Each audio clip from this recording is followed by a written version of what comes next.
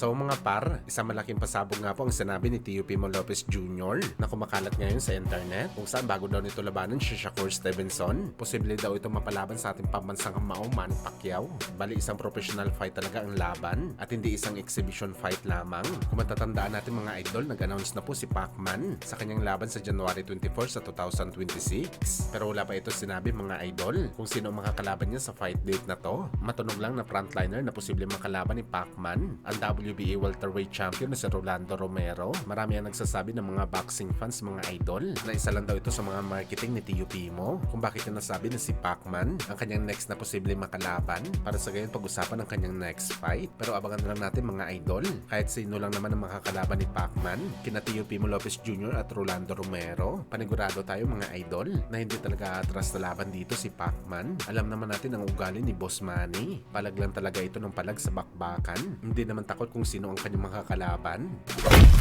Samantala speaking sa big fight mga idol, sa masamang balita naman pong hinatid ng Premier Boxing Champion o PBC dahil ang bakbakan dapat sa pagitan ni Sebastian Pondora kalaban si Kit One-Time Thurman hindi na matutuloy ngayong October dahil nagtamo daw ng injury si Pondora sa kanyang kamay sa kalagitnaan ng kanyang training. Pero hindi pa naman cancel ang laban mga idol, postpone lang talaga. Maglalabas daw ang PBC ng update kung kailan schedule ang bakbakan ni Thurman at Pondora. Sayang talaga mga idol, palagi na lang na bawat may big fight si Thurman puro cancel o postpone ng laban. Nung nakaraan mga idol, isang linggo na lang bago ang laban nito kontra kay Temsu, na-cancel din ang laban dahil nagkaroon ng hand injury itong si Thurman. Ngayon si Pondora na naman. Excited na kasi tayo mga idol na malaman kung saan ba talaga banda si Thurman sa junior middleweight division. Alaman ng mga totoong halimaw dito para malaman natin mga idol kung kaya ba talaga ng mga hari sa 154 pounds na talunin itong si Thurman kagaya sa ginawa ni Manny Pacquiao noong prime pa ni Thurman. Dahil sakali man naig dito si Thurman mga boss, masasabi talaga natin